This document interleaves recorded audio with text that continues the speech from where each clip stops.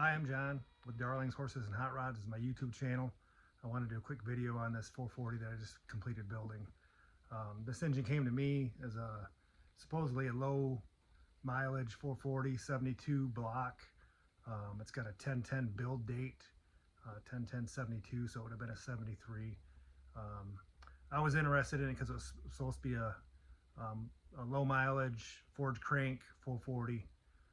So when I got it, I bore scoped the cylinders to check to make sure they were in good shape. Then when I got it home, I tore it down, and sure enough, it didn't have hardly any ridge ream at all. Nothing you could catch your finger on, anything like that. I checked all the cylinders; they were all within spec.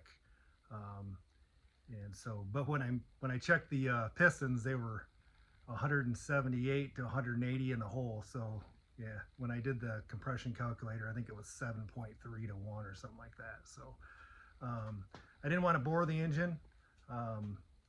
These engines, everybody asks, well, why wouldn't you bore them? You know, back in the 80s and the 90s when we were building engines, we bored everything. 60 thousandths, 40 thousandths, the bigger you can get them, the better. But, you know, they're not making 440s anymore. Well, I guess 440 Source is still making blocks, but you pay a lot for them. So without boring this engine, it's still got life left. It could run another 100,000 miles and then be bored again, you know. So anyway, I'll go over what this engine had. I tore it apart. The bearings were all from 1971. The mains and rods, everything looked really good. I got a set of 440 HP 69 pistons for it. And when those ones were assembled, they were only 45 thousandths in the hole, so that comes out to like a 9.3 to 1 with the Felpro gaskets and the 88cc heads. When I checked the mains and the rods, they were all 2 to 2.5 thousandths, so right within spec on clearance. It's got full groove main bearings. You know, a lot of times they'll use everybody's using half groove main bearings. We always use full groove main bearings with everything. They'll say that you only use those in performance engines, but you know, with full groove main bearings, you get some rod lubrication at all times. So if you got a parade vehicle or something like that where you're going to be idling a lot, you know, that's what you want. You know, you don't want those rods starving, especially at low oil pressure. The biggest cylinder out around was number 1, and taper number 1. I think it was like 2.8 thousandths or something. So all within spec. So it got new bearings, new rings, new cam bearings. I used Molly, used the Hastings rings that have a Molly top ring, and they're really nice. They seal up really good. I've run it for cam break-in. I built an engine run stand. I'll show you some pictures of it here in a minute, or so a video up here in a minute. I got an engine run stand, so I ran it for 10 minutes, let it cool down, run it for another 10 minutes, and no ticks, no knocks, no oil leaks, rear main seal sealed up. It's got a Melling.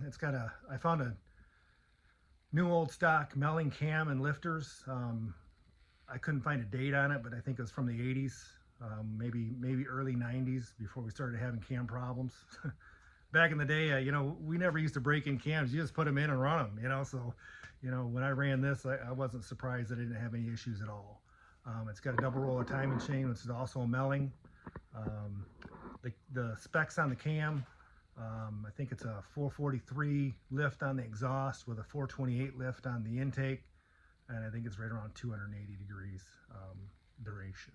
So really good performance for especially like a heavy car. If you were going to put it in a C body or something like that, or even a B body, it's going to run and be able to go all day long. So I will now show you I'll do a video. I'll show you some pictures of the engine.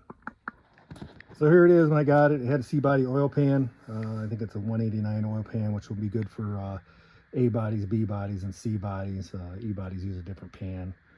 It had C body or exhaust manifolds on it. The original 73 or 72 intake. I got a Edelbrock carb on it right now because I know I could run it and not have any worries about it.